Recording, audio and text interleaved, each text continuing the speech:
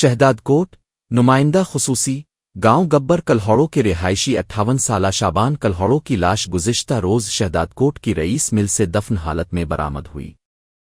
شابان کلہوڑوں ماجد کے سنلر پر چوکیدار کے طور پر کام کرتا تھا اور گزشتہ 6 ماہ سے لاپتہ تھا۔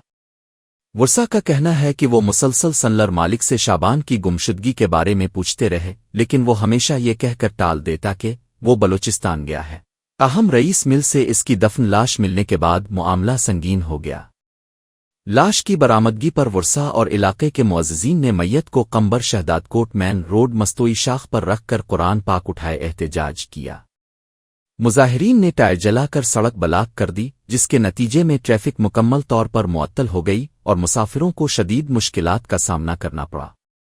احتجاج میں مختلف سیاسی و سماجی تنظیموں کے رہنماؤں اور شہریوں کی بڑی تعداد نے شرکت کی۔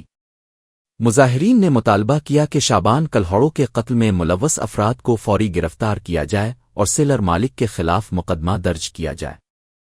اس دوران ورثا نے الزام لگایا کہ بی سیکشن شہداد کوٹ پولیس FIR درج نہیں کر رہی تھی، جس پر وہ احتجاج کرنے پر مجبور ہوئے۔